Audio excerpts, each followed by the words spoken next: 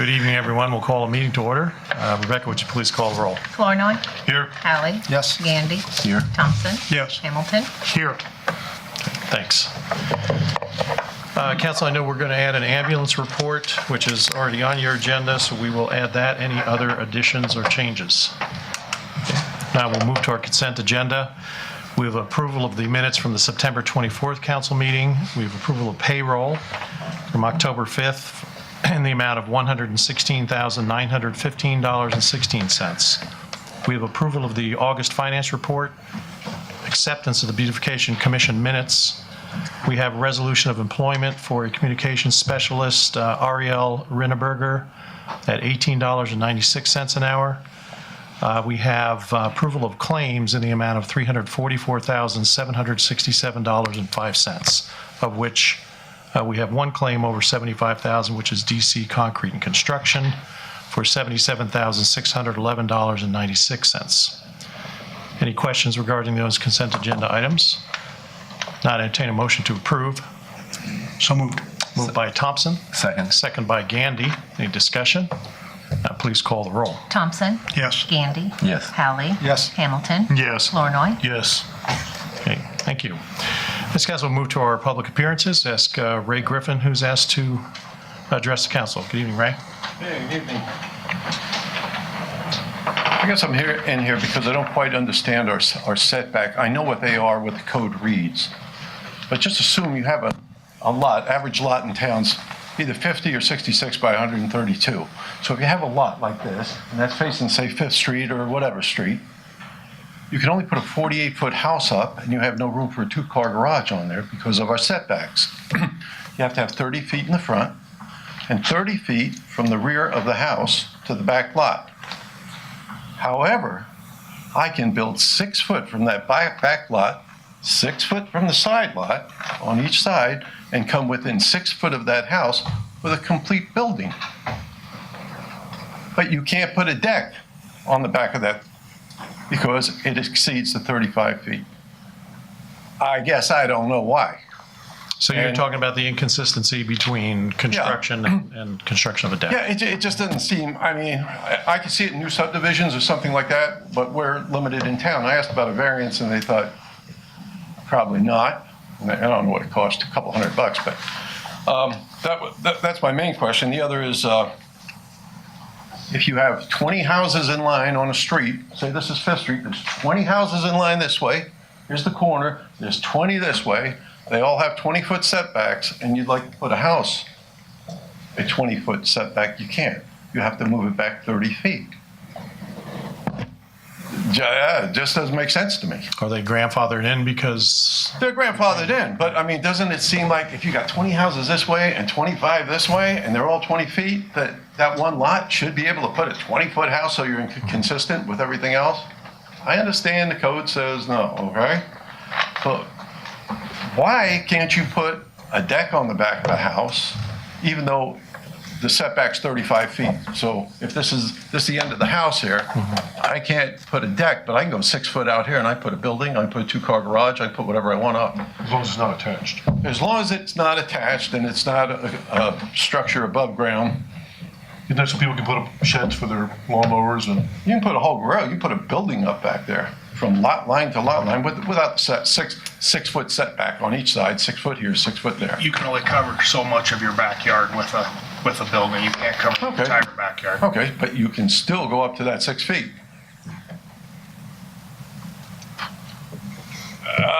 So your question then, Ray, is So for I'm us saying, to why wouldn't they look consider into the a inconsistency? variance, a variance or something like that? I mean, I don't need it. I'm just curious why, because I've had 2 people ask me if I would put a deck on. I said, no, you got to put a patio out there. It just doesn't seem right when you can build to the back of that house. Okay. And if you're going to build there anyway, why wouldn't you attach it? you know? Okay. Did you make an appearance to planning and zoning?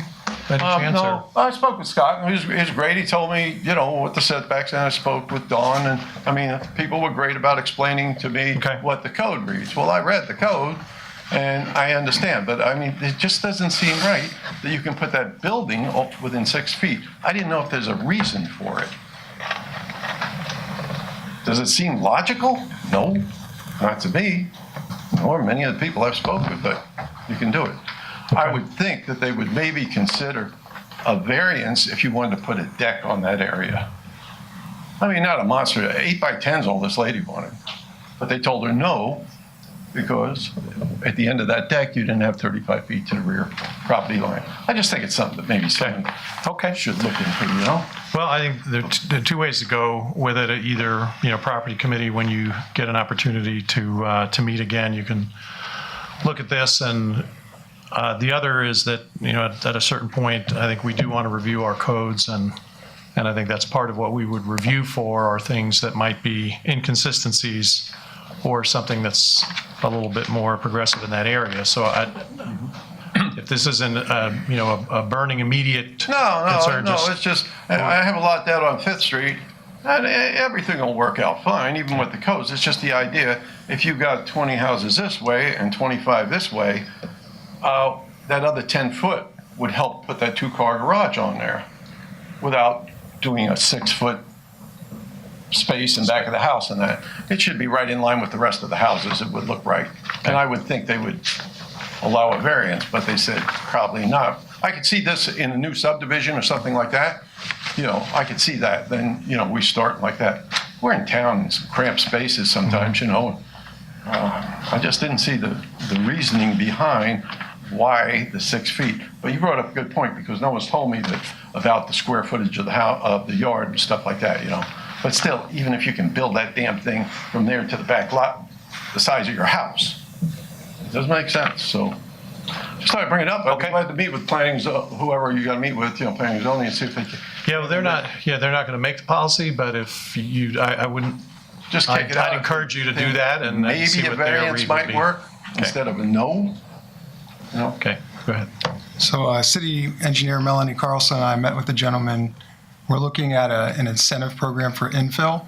And one of the problems is that where there's an existing house, say it burns down, if a person wants to rebuild on that same footprint, a lot of times the new setbacks don't allow for that. So somewhere along the line, some of these setbacks must have changed from when those houses were built. And it is something we'd like to look at. This gentleman actually runs a seminar about this kind of thing, and if we could scrape together the money, we might bring him to town, and it'd be a good place to start this conversation of updating some of these setbacks. Like you said, it really doesn't make sense when one house has to be pushed back 10 feet. Or you can't put a 10-foot deck on. Yeah. When the neighbors on both sides have 20-foot decks that can, in between the lot here, they each go past on this other lady's house. They each go back 20 feet on the right to the left. But she can't put one on there. Now she's putting in a patio. So, no, that's all. All right. All right. Thank you. Thank you, Ray. I appreciate it. Okay.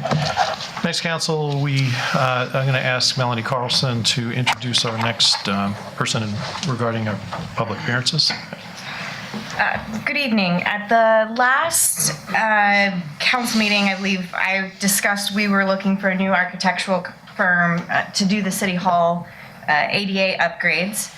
Klingner and Associates was already on board with the project as a structural sub-consultant, so I reached out to Cindy Larson, who has also done work with the Carnegie Museum, and luckily they could do it within the schedule we were looking at. But your first action item will be to consider the scope of work. Before that, though, I would like Cindy to come and talk about her team and Klingner first.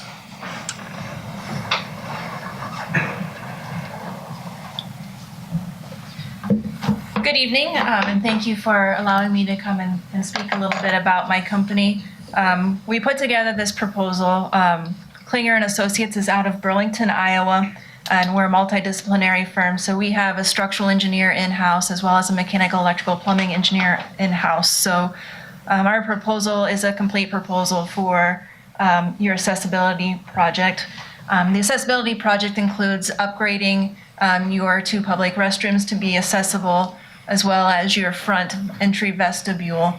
And along with that, our structural engineer is going to take a look at your basement vault. You have some pretty scary cracking that is happening and some sagging that's happening in the concrete deck above the vault, which is right below the bathrooms. So We put together a proposal. We understand that it needs to go rather quickly due to the deadlines for your grant. And I guess I'm here to answer any questions that you might have. Any questions, council? Melanie, can you just describe to the council what we're doing in terms of dollars, and is this within the scope of the budget that they're familiar with for the project? Yes, so this project is being funded with the remaining grant money from the Step 1 sewer project. So the Step 1 was from the plant to Lamson Woods. The bids came in the city's favor, so then we added the golf course section, and we were still under budget, and so at this time there's around $250,000 left of grant money. Part of the USDA requirements was that we do this upgrade anyway, and so USDA has allowed us to use that money for this project. Our last agreement had me doing all additional work, particularly in the bidding and the construction phase. Right now, we have things as an hourly budget during that phase, so that if my schedule would clear up, we could save some funds there. But we have a budget and a scope for those if I'm not able to do those. So the proposal you've got in front of you, I forgot to add these up, but so it's $48,300. Did I get that right? And it is within the scope of budget. We have room in the budget to be able to do this, and then the things that we're needing to do with the ADA. Okay, so you're making a recommendation that we go ahead and employ Cindy's firm, and Yes. that would be our next action, which would be the architectural agreement with Klinger and Associates. Right, and I'd ask that the action item is made contingent upon USDA agreeing. We've presented to you a scope of services rather than an actual agreement. USDA was closed today because of the holiday, and so we'll work with them tomorrow on the form of the contract and finishing it up this week. Okay, thank you, Mel. So council, finally, any questions then for Ms. Larson at all? Okay. Doesn't appear there are, so thank you very much. Okay, council, then we'll move to our resolutions and action items. So the first one would be consideration of an architectural agreement pending the approval of the USDA with Klinger and Associates of Burlington. So moved. Moved by Flournoy, Second. second by Gandy. Any discussion? Not all those in favor signify by saying aye. Aye. All those opposed, same sign. Okay, motion passes. Thank you. And next we'll move to setting a public hearing for water main project on East Fillmore for our next meeting, October 22nd at 7 p.m. So entertain a motion to set the public hearing. So moved. Moved by Thompson, Second. second by Flournoy. One question, that also includes the East Madison that's listed here as well? Yes. I'm sorry, yeah. Okay. Yes, okay. And East Madison. Any other questions? Not all those in favor signify by saying aye. Aye. All those opposed, the same sign. Thank you. Next, council, I'm going to have Aaron describe what we're doing here. You're going to be voting on extension of a tree removal contract with Brown Tree Service. Yeah, the contract was a year contract with the possibility of doing 2 additional annual renewals. We weren't aware that we couldn't approve it and move forward. So the auditors caught it, and they wanted us to retroactively approve the FY 2017-18 year and then approve an 18-19 year. So we're requesting that we approve those so that we can finish out this year, and then in July we'll put that tree trimming service back out to bid. Is that the same price that we've had for the last fiscal year? Yep. Okay. So the first action item, council, would be, and we'll do these separately, is to approve the contract extension for Brown Tree Service for 2018. So moved. Moved by Hallie, Second. second by Flournoy. All those in favor signify by saying aye. Aye. All those opposed, same sign. Okay, thanks. And the next will be extension of the tree removal contract for next year, 2019. So moved. Moved by Thompson, Second. second by Hamilton. All those in favor signify by saying aye. Aye. All those opposed, the same sign. Okay, thank you. Next, council, we have two items. Mel, I'm going to ask you to talk with the council about the two actions that we're going to be taking. This is regarding making a final offer to one of the property owners in step 2.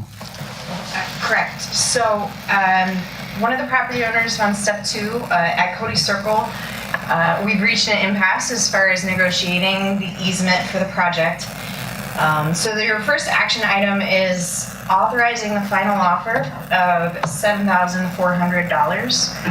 JCG will send that to the property owner tomorrow. Then your second item is, in case they don't accept the final offer, we're setting a date to begin the condemnation process on this property. At this point, we have 4 other property owners. We believe that we can come to an agreement with those 4 remaining property owners.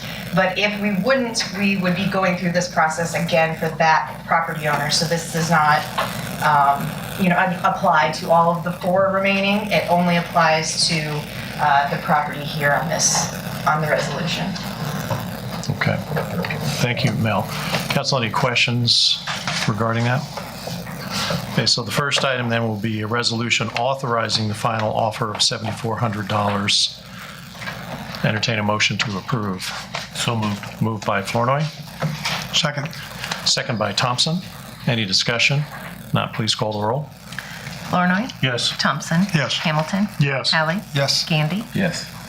Okay, thank you. Next, council will then consider the resolution for setting and hearing authorizing notice to property owners of proposed decision to acquire the property by condemnation. And that will be set for November 13th at 7 p.m., which will be our first meeting in November. So entertain a motion to set the public hearing. So moved. Moved by Hamilton, Second. second by Flournoy. All those in favor signify by saying aye. Aye. All those opposed, the same sign. Okay. Thank you. Next, council will move to public hearing. This will be accepting the final plat for North Campus Village Phase 6 development. And we'll open the public hearing at this time and ask if there are any comments about the proposed development. Okay. Seeing none, we'll close the public hearing and move to a resolution to approve the final plat for North Campus Village. And I know our developer, Martin Brett, is here if you have any questions for Martin at this time.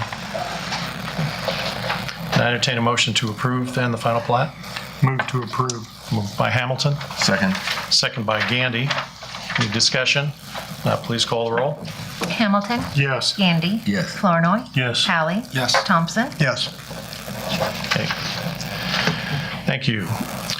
And then another piece of business attached to that will be public hearing on rezoning of North Campus Village Phases 5 and 6 from R1 Single Family Residential to Planned Unit Development District.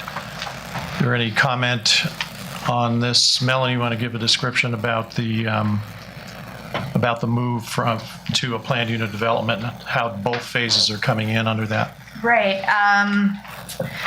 A couple years ago, you changed your planned unit development code section where you developed a zone called a PUD.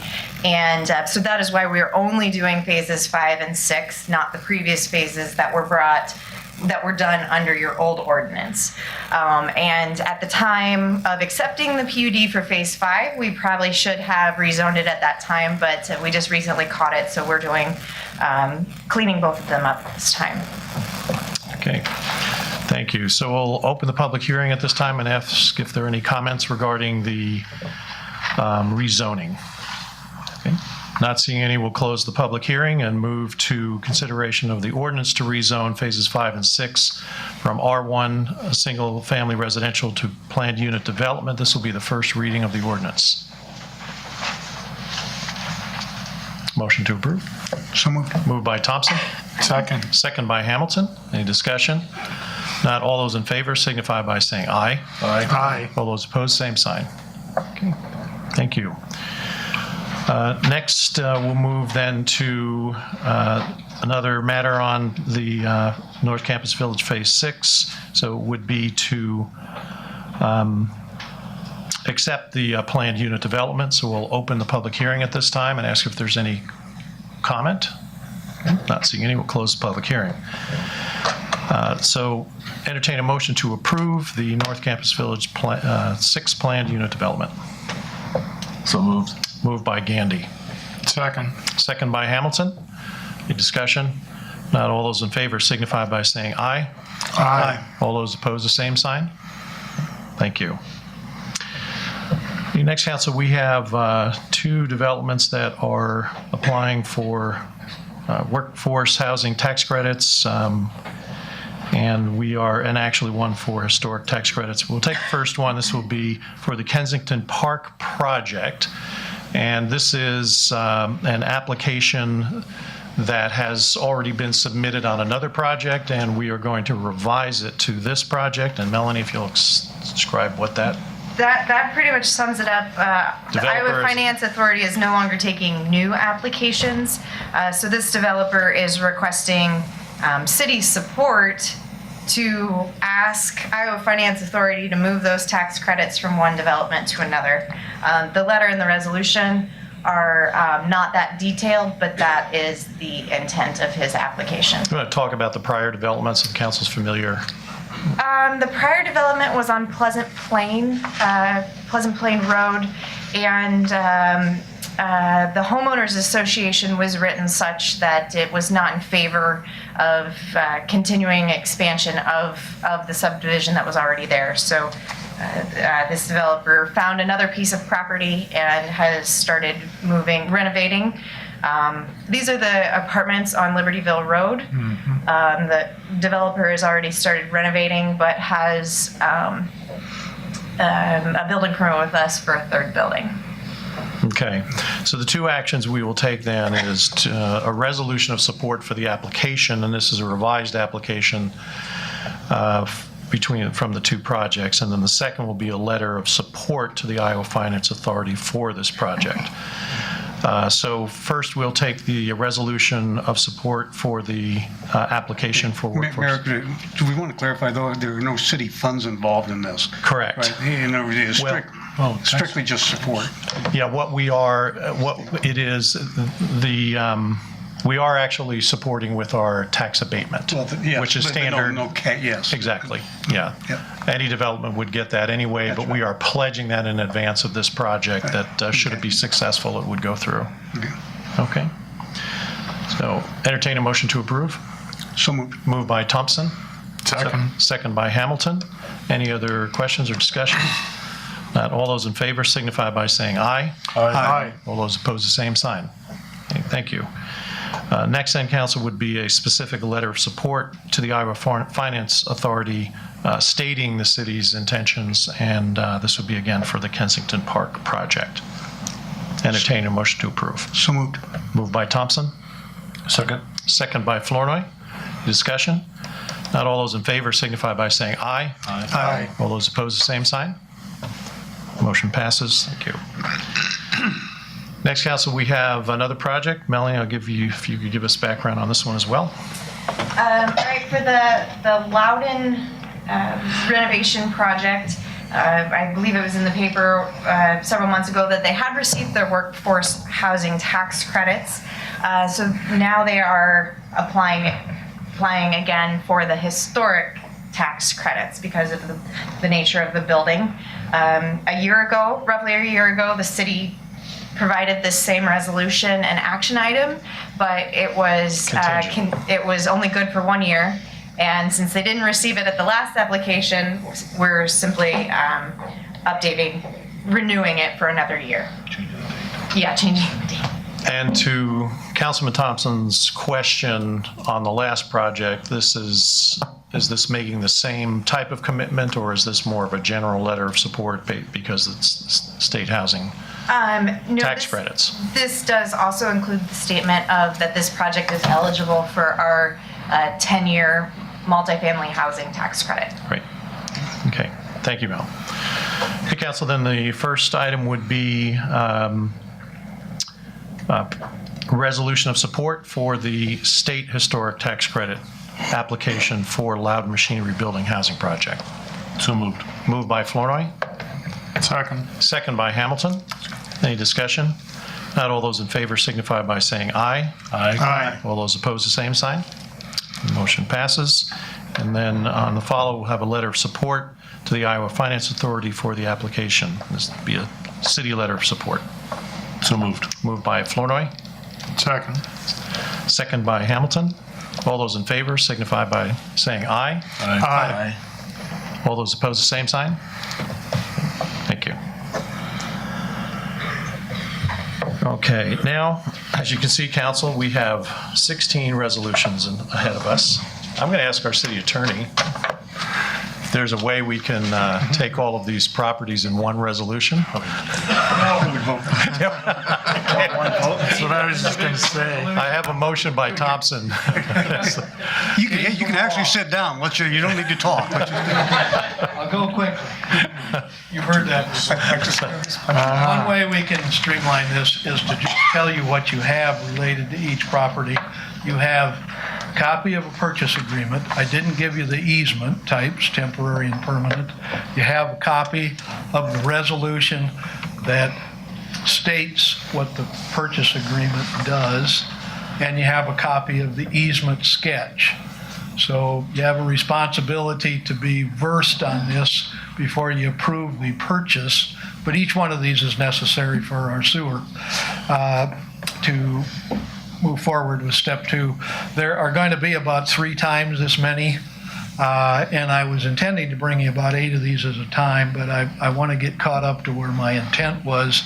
So you got 16 now. A meeting ago, you approved 2. I'll try to get somewhere in between, and we'll get these done yet this year, okay? Maybe bring them all at lunch, John. We can do them over lunch and not bore everybody. All right. These are alphabetized, and maybe the quick thing to do would be Becca's going to need to have a movement and a second for each resolution, but we'll start with Dennis Adam Revocable Trust alphabetically. 1223 Glenview Circle. You have a copy of the purchase agreement, and there's only about a $225 expense for that acquisition. Okay, thanks, John. So entertain a motion then, Council, to approve. Moved by Flournoy. That's not going to make it go faster. Second. Jump in the request. Jump in there with a second. By Hallie. Read your mind, Ed. I appreciate it. All right, we have a motion and a second. All those in favor signify by saying aye. Aye. All those opposed, the same sign. Okay, thank you. And our second easement group is Diane and Bill Bauman, Glenview Circle. We're going to spend a total of $3,900 acquiring a permanent and temporary easement, and each of these includes $100 towards their title search. We pay the abstract company, so. Okay, thank you. So entertain a motion to approve Bauman. So moved. Moved by Hallie, second by Flournoy. All those in favor signify by saying aye. Aye. All those opposed, the same sign. Okay, the motion passes. Again, on Glenview Circle, Jerry and Dolores Campbell. We're going to spend a total of $1,060 on acquiring permanent and temporary easement on that site. Okay, entertain a motion to approve Campbell. So moved. Moved by Hamilton, Second. second by Gandy. All those in favor signify by saying aye. Aye. All those opposed, the same sign. Thank you. 1225 Glenview Circle is Jan and Chuck Espy. We're going to spend $1,360 on that. We got one before that. Stein Trust. Yeah. Next time. I'm sorry, Eckstein's at the bottom. Yes, okay, so Henry Eckstein, actually that's a trust. We're doing both a permanent and a temporary. We're going to spend $6,290 to acquire those 2 easements. Motion? Okay. Entertain a motion to approve. So moved. Moved by Flournoy, second by Hallie. All those in favor signify by saying aye. Aye. All those opposed, the same sign. Motion passes. Okay, then we'll jump up to Jan and Chuck Espy, 1225 Glenview Circle, $1,360 for a temporary easement only. Okay, entertain a motion to approve SB.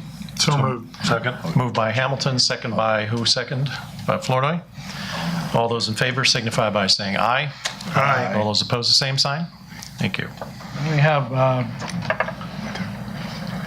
Ms. DeShepper and Jason Flora. I think it's in your package and under Mr. Flora's name first, 807 North B Street.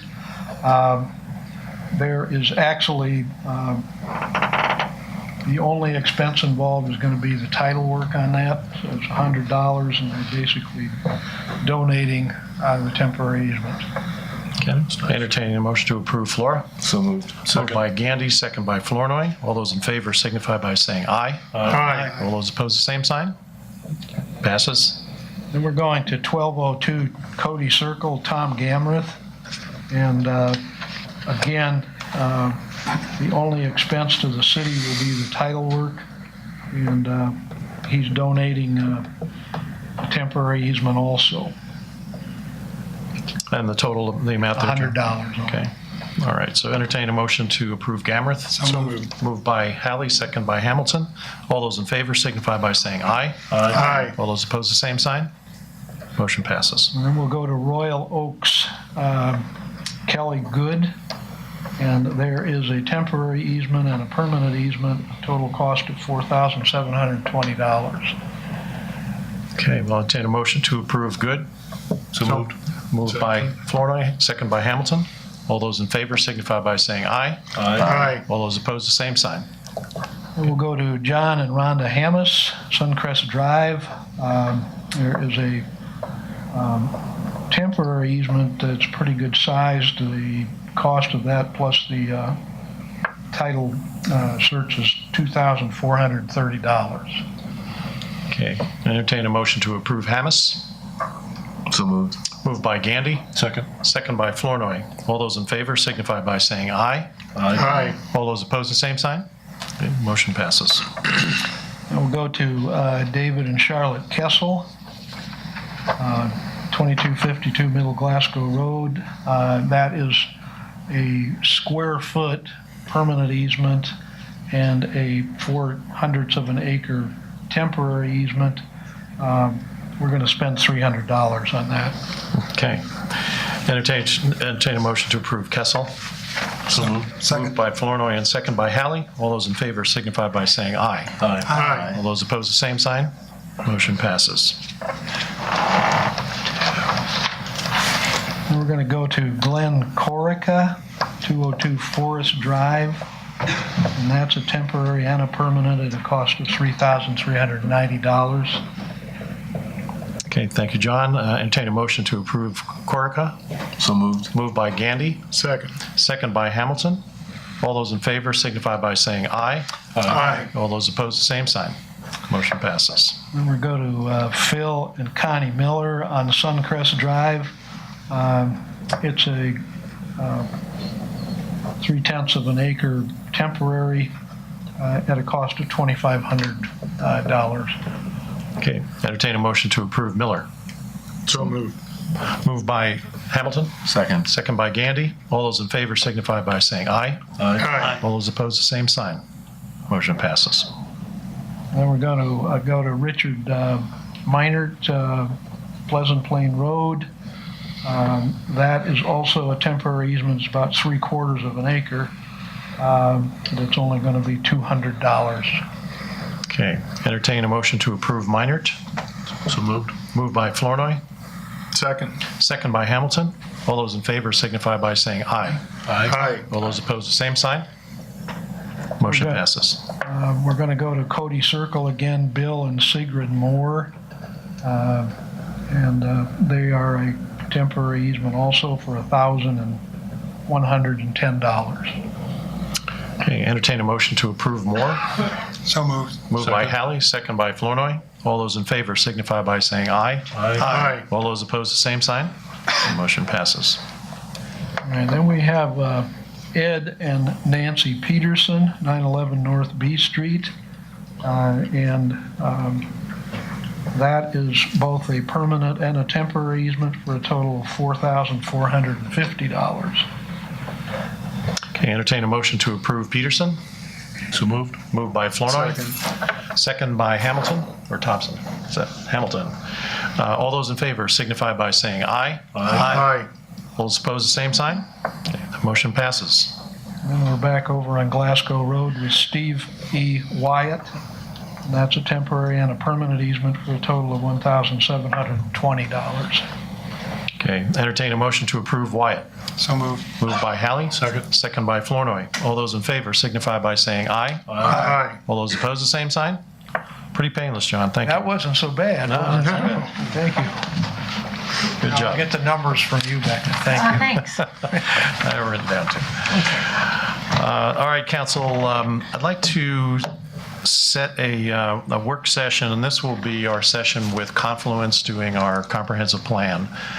Right now, they would like to come and do a public meeting on November 5th, which is a Monday, and that would be the Monday before our first council meeting in November. So the thought would be to do a work session from 4:30 to 6, dinner break from 6 to 7, at least for them, and then the public meeting from 7 to 9 at the Arts and Convention Center.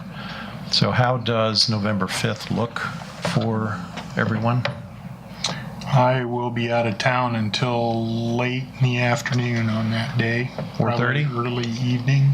Oh, so It'll not be likely. after supper time. Okay. At the earliest. I'm in Ames all day that day. Okay. The other option was to meet on the 7th, which is Wednesday.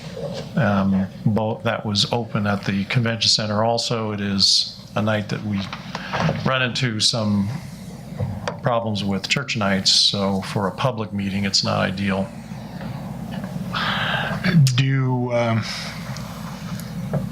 Do we all need to be there? I mean, is this something that if everyone else is available on the 5th, it can move forward without me being Well, and if you can make the meeting later that evening, the public part of the meeting. Yeah, okay. So I think we'll go ahead and we'll go with the 5th and approve that, get back to Confluence and start to publicize that. And we'll get everybody notified officially again before that meeting. That's all I had. We'll move then to our committee and board reports. Jefferson County Ambulance Board update. Paul? Thank you, Mr. Mayor. The Jefferson County Board, the Jefferson County Ambulance Board met last Tuesday morning at Jefferson County Health Center and voted the 3 members of the board, one is a representative from the council, myself, one is a representative from the county supervisors, Lee Dimmitt, and the third is a member of the board of the hospital, Julie Geeson. We voted, the 3 of us, to engage a consultant, an EMS consultant, to move forward with reviewing the different options we have as we move to the point where our current contract for emergency services, ambulance services, expires in September of 2020. If I can take just a moment. Sure. Mr. Mayor, thanks for appointing me. This has been an interesting experience for me. I didn't know that the Jefferson County Ambulance Board, what it was and what it did. But there are 3 people who actually vote, but there are a lot of people who are involved. I was appointed in January, and we started having our meetings. They're public meetings. We started having our meetings that I attended, I believe, in the winter of this year. And we've had a number of people who've participated. I know they're very busy, but the chief of police has been able to attend a meeting or 2, our Jefferson County Sheriff, our fire chief, our hospital executives, various members of the community. So we've had, I think, a lot of input because it's very important. We have a ambulance service contract which expires in September, just about 2 years from now, and there's a lot of concern in the community about how are you going forward, ensure that we have quality service and sustainable service. And so there was quite a bit of input, and we've had several meetings, and we're going to have more meetings. But as we move forward, the consensus became, and there was back and forth, but the consensus became maybe we might want to try something new. We're not kicking to the curb our current provider, Midwest Ambulance Services. They could be part of the mix, we don't know, but maybe we want to try something new to help make sure the service maintains and maybe moves to an even higher quality, and is also sustainable financially. It's difficult, we found in our discussions, it's difficult in rural communities, which are often aging, which means services like this are going to be, the need's going to be increasing. It's difficult to figure out a model that's going to be sustainable financially. I know our healthcare providers have concerns about, because of the vagaries of Medicare and Medicaid reimbursement, of being able to run an ambulance service through the hospital and actually make it something that they can afford. It's not easy to do that. So we had a hospital actually who runs their ambulance service through the hospital, Henry County Hospital, approach us with an idea that perhaps you might want to consider some sort of regionalized paramedic emergency service ambulance provision. And in talking with the various stakeholders over the months, it seemed like it was an idea worth pursuing. So we understand and we appreciate the first responders we have in our city who go above and beyond to provide emergency care services to our citizens, and we hope that continues. We're sure it's going to continue. We're grateful it continues. We're also looking at a way of how can we create a system that's sustainable and delivers high quality. Sustainable in the sense that it's expensive. It's expensive no matter whatever system you put together, but we want it sustainable in that we can afford, the city and the county and the hospitals can afford to maintain it going forward, can afford to retain and find quality personnel, give them a career path so they'll want to stay. And this model of perhaps maybe having a regional service is appealing. It's not been done in Iowa. It's been done in some places in the country, but not in Iowa. So in discussing it with our stakeholders, the committee decided we're going to retain a consultant to help pursue that idea, to come up with a plan that we might want to implement that, again, offers high quality and, again, offers sustainability. And we've engaged them. They're due to report. I don't know. I don't have dates to give you, but they're due to report back with some sort of plan in the coming months, and that'll be something we'll be discussing in the committee, the board meeting, and I'll certainly be reporting it to the council. And I suspect the supervisors on the council, on the board, is going to be reporting to the county board of supervisors, as will the member of the board who's a hospital board of directors. So we think we've got something that's going to be of service to the community, offering, like I say, sustainability and higher quality. We've engaged some experts, we think, to help us create that plan. So we'll be reporting back to you. Now, we have open meetings, and we've been having them. I think we have them every couple of months, sometimes more than that. Our next open meeting is October 17th. It's going to be at the hospital's conference room, Jefferson County Health Center, I should say. So anyone who's interested in following this, in participating in it, and giving their input, it's still a work in progress. We've got some time, even though it's 2 years from now, it's not that much time because of the expense and the sort of things you have to do to put in place an ambulance service. But October 17th is our next meeting, and those who are interested, I don't know the time, but you can certainly find out, maybe ask me later. And we're going to continue to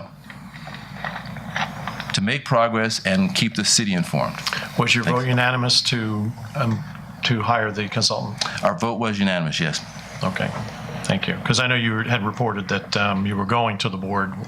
We're not sure how that outcome would be, but it was unanimous support for for going with a consultancy for at least that option. Absolutely. And other options, once that is submitted, other options will be reviewed as well. That's right. Okay. Thank you. Okay. Any questions, council? Okay. Next, we'll move to our Water and Sewer Utilities Committee. Chairperson Martha Rasmussen isn't here tonight, so I told her I'd report. We had 4 agenda items. The first was a sewer reduction request for a storage unit building. They had a water leak underneath the wood floor. There's really no subjectivity to these sewer reduction requests. You could just write a basic program that would spit out the result.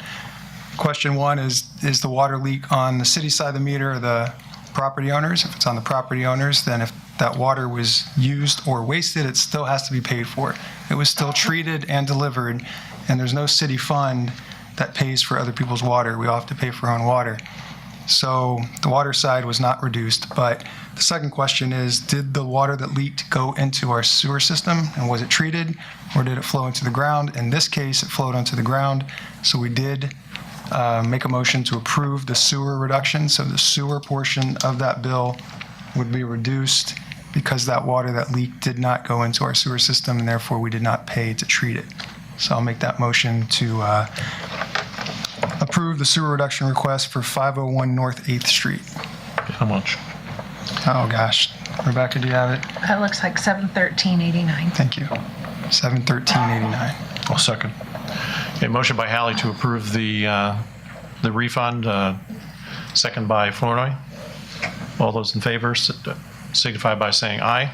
Aye. All those opposed, the same sign. Thank you. The second request came from a property owner at 602 East Pierce Avenue. This was an unfortunate situation where the property owner left town on vacation and the water conditioner unit or something got stuck on when it wasn't supposed to. So, yeah, it was cycling. And so it wasted both the water and it went into the sewer. So we couldn't approve the request for reduction of either. And we do want to say, we talked about this in the committee, if you have a shutoff, we all should have a shutoff valve in our homes. Probably a good idea to shut that off before you leave on vacation if no one's going to be in the home, and that just takes care of that problem, because this is not the first story we've heard of water leaking while someone's out of town. So if there's no one there to catch it, it can go on as long as the person's gone. In this case, I don't remember the amounts, but committee recommends not approving this request because the water was treated. Okay. So that's a motion. Yeah, okay. Oh, so motion to deny the request for 602 East Pierce? Yes. Second. Okay. Second by Thompson. All those in favor signify by saying aye. Aye. All those opposed, the same sign. Thank you. The third item on the agenda was a rural water contract. This was with Rathbun Rural Water. They service a number of residences along Libertyville and that area. Essentially, they buy city water and resell it to these customers. And so this was a renegotiation. The committee made a motion to authorize Aaron Koiker, city administrator, and Steve Redinger, water department superintendent, to negotiate that contract on our behalf. So that's the motion, is to authorize those to work That's the out. Rathburn contract. Rathburn. I'll second it. Okay, motion by Hallie, second by Flournoy. Any discussion? Not all those in favor signify by saying aye. Aye. All those opposed, the same sign. Okay, thank you. And the fourth and final agenda item was taking a look back at the water meter ordinance that the water department, we put in place in late 2012, so about actually 6 years ago to the month. We may have kind of painted ourselves in a corner of stating that we'd only install a touchpad, but the actual policy of the water department has been to offer customers a touchpad or a radio read. So no action taken. We asked that city administrator work with the city attorney in looking at the wording of the ordinance to see if in fact an amendment would need to be made on it to match the policy with the ordinance. So we'll bring that back at some future date. Okay, thank you. Next then, we have a report on local road safety workshop with the Iowa Department of Transportation. Okay, I attended that last week on behalf of the city. It's just an area of interest of mine. If you could open that link, Jason, see if it'll open up. There was a couple interesting points that I thought I'd just bring up that may be helpful in our downtown situation. While that's coming up, I did get this letter or this certificate of attendance to prove that I did go. I'm going to hang this on my wall and look at it. Was anybody challenging the fact that you went? Well, this is for people who get class credit for going. Okay. But they printed me one, so here it is. Is there a test or something? Attendance only. All right, could you CEUs. go ahead a few slides until I say stop? This is really interesting. Keep going. That one right there. All right. Oh, go back. So this is something that came to mind as maybe something we could do over here on the crosswalk that goes across Burlington. It's a 3-second advance start for pedestrians. So it just gives the pedestrians a little head start. Both lights are red for traffic. They get to get out into the intersection. Apparently, once they're out in it, vehicles can see them better. One problem we have over here is that the light tells you to walk, and if you start walking, unless you're a power walker, you're not going to make it across before the hand tells you to stop. So if you were to obey those two signals, you'd stop in the middle of the street. Good thing that most people don't. So now this was a DOT, by the way, this was a DOT presentation, and the DOT is in control of that intersection. So maybe, since they presented this, when we go through our public safety program coming up next year, we'll take a look and say maybe a 3-second head start for pedestrians could work. We don't know if it will, but I thought it was worth sharing. One more, if you just go ahead, a couple more slides. That one right there. Oh, go back. So this was just a concept. It wouldn't really be exactly like this, but this idea of a little island in the middle could work at the intersection across Burlington. That's by India Cafe. So maybe not quite that big, but just some sort of little pedestrian island in the middle, because right now it's a turn lane and there's not even half of it's not even used. Some of the other thing too Well, that would also prevent people coming down the wrong way on that lane, because I see that occasionally. Yeah, could fix a couple of different things. What were you saying? Well, sometimes a car will jump into that lane kind of early, maybe at the crosswalk as opposed to beyond the crosswalk. There are other spots where it works like that too, and it I think it does probably provide a good safety parameter for particularly there, because it is the middle of a very busy street right in the center of town. Yeah, it is. The one thing is this would prevent a left turn into the alley. So if you're traveling west on Burlington and you wanted to turn into the alley by India Cafe, this would block that. So everything has a repercussion. I suppose at some point when this becomes a discussion item, we'll see. But just those 2 points I thought I'd share with you guys. Okay, thank you, Michael. Thanks for attending. Any comments or questions, council? Now we'll move to our administrator and department reports. First will be report on the Walton Spillway. Steve, you're going to do that? Yep. Thank you. Well, this is a report I'm happy to give. Yeah. I bet. We should be filling up fast in the last couple days too. Well, I just got a text from Jared Goodrich, my distribution superintendent, and it is overflowing. So it is a working spillway right now. Good. Okay. It's full. I take it you guys did get all the DNR inspection reports. You guys got them. Okay. Well, as you know, on September 25th, DNR come down. They gave us their seal of approval on the spillway. This project took a little bit longer than expected, but as you know, we started in the spring of 2017 due to a conflict of interest. We started late in the summer, but as we got that started, who would know that it turned out to be a dry year? And then our water leak started. And then from July to November, we had a total of 54 water main breaks. So we'd shuttle our equipment back and forth from the spillway to the town to fix the water main leaks. And then the water department, I have 3 people in distribution, 4 at the water plant. So with all the water main breaks going on, keeping the daily operations going, we generally only had about 2 people out spillway doing the preliminary work. I want to point out there was no overtime on this project. And I also it would not have been possible without a dedicated crew. I want to recognize Jared Goodrich, my distribution superintendent. I tasked him with ramrodding this project, and he did it, took it upon his shoulders, and he did a fine job. He did a great job. I'd also like to thank Matt Tiller on the distribution, Brad Houck on distribution, Scott Worley, my plant superintendent, Jeff Dunbar, water operator, Julie Voorhees, water operator, and Mike Keller, water operator. These guys kept things going the whole time while this project was going along. They kept the water utility office workers or work orders done. They also worked on the water main, yard work, and also kept the plant and everything running out there. So they did a great job. I'd also like to thank the streets department. They did a lot of our concrete patches out in the streets for us after our water main breaks, and they also assisted out the spillway, helping us out there. I'd also like to thank Melanie Carlson for her hard work and jumped in when she needed to and gave us a hand. I appreciate that. And also the wastewater department. And if I left anybody out, I apologize.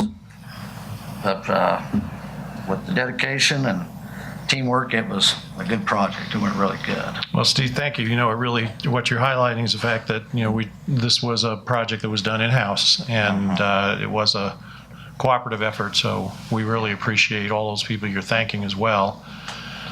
Well, with that, the material spent for this whole project, and I was shocked myself when I figured all this up. I thought, can that be right? I had to do it again.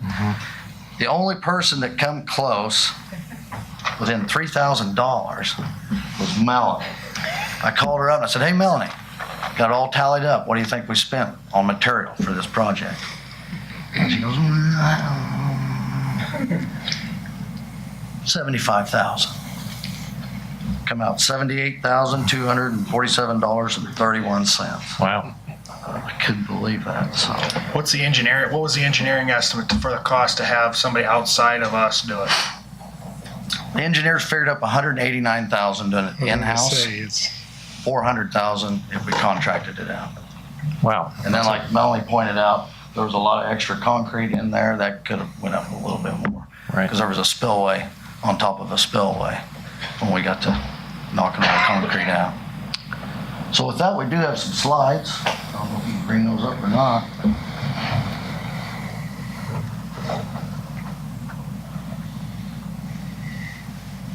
I don't know if How you was the guys, spillway when you did this project? how old are you supposed to spill? How old? Yeah. 100. Yeah, 100. And there's what we had. All the water ran to the left side, then there's a crack right down there in the And center. we know your numbers are good. And most of the water just went in that crack and was undermining. You can see the erosion on that far wall. Yeah. Go to the next slide. And this was on the east wall. It was coming out on that one too, right on the outside. It was eroding it bad. And that's just the mess we had to begin with. Maybe you can see all the cracks in there. That was before we started doing anything, how the walls was leaning in, the retaining walls, all the washouts on each side. This is on the west wall, because it jumped in that crack and it was undermining up there on the upper floor and coming down and running down onto the side. This is what riprap was at the bottom of the channel outlet. And then once we got all the concrete broke out and we broke out most of that upper floor, this is the first retaining wall that we had to build that was 9 feet tall, 4 feet in the ground, 5 feet above. That was when they was pouring the wall. This is where we had to pump mortar. We tore up right up there where the wall is to pump mortar underneath the existing concrete that wasn't too bad, just for support. And then gravel packed all that other gravel up in there. And that's the pumper truck. I believe that's supporting the lower retaining wall. This is all the grid work, all the re-rod the guys had to lay on that upper floor before we was getting ready to pour that. And we did that pour all in one shot. And there's the guys pouring it that day. And we had everybody out there for that. This is the platform we had to build, because once we did that with those walls, you got nowhere to go. So we had to have something so we was level to come back on. And the guys, they're great deck builders along with concrete masons. I mean, we had everybody on that, and I thought, man, I hope this holds. And then that's the floor and the wall. After we got that done, then we was finishing up the lower, getting ready for the lower floor. And that was the lower wall that we had to pour. That one was 5 feet tall. And then we got the forms on the side, and we're making the grid work for the concrete, get ready for the floor. And then these are the wing walls after we got the floor down. And then there's all the riprap we got put down and a completed project. We got a little bit of fleecing up to do out there, a few loose ends to do, but as far as the spillway, it is completed. One person you forgot to thank was the graffiti artist who added I forgot temporary artwork along there. Yeah, we had motivation for the project. Steve, thanks for those slides. That's really impressive. It really gives us a sense of how much work they really did and really going above and beyond. That isn't work they do every day. So that's Those guys, they earned. Yeah. How They kept 'em hopping. how many man hours do you think you had into that project? Man hours, I haven't got all that figured out. Melanie, how many man no hours? overtime. Well, no, I didn't. Yeah. Well, half of it was spent on removing the old Oh, concrete. that was a lot of it. And all we had was our backhoe and our skid loader. So basically just two guys. And you break it up and haul it out of there. Well, I guess what I was asking, and the reason I was asking it is that material cost is not all that's included in a contractor doing it. They have their man hours and everything built into their contract, and so saying that we spent $78,000 versus $186,000 sounds like a huge savings, but we had our own man hours and time into it. I just was curious as if we had any kind of idea of how close we came or under we came from what the contractor would have done it by their forces.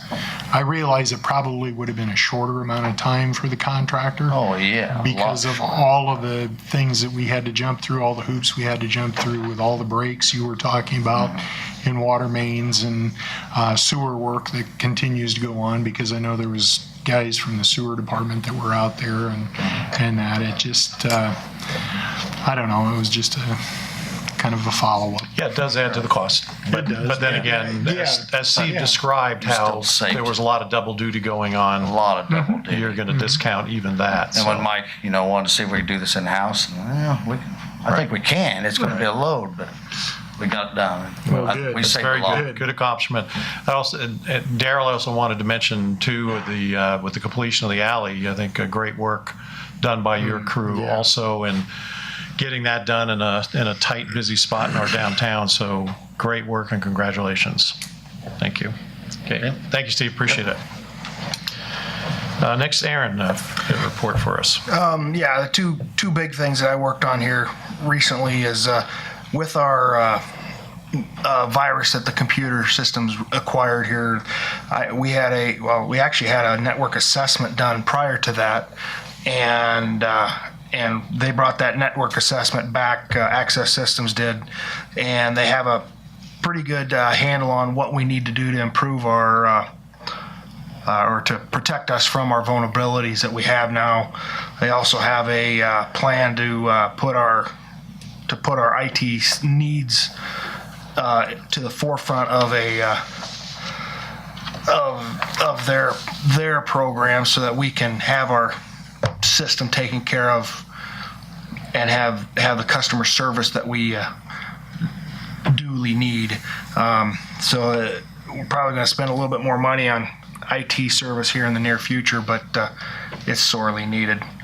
Had a meeting with IPATE last week regarding our unobligated reserves and water and sewer reserves, looking at how we can stretch a buck and use our reserves for investment to make some more money to put back into our reserves and or general fund and water and sewer reserves. So those were a couple of good meetings that we've had here in the last couple of weeks. So, And yeah, Council, you saw in your August finance report, those three funds that Aaron's referring to, over $3 million.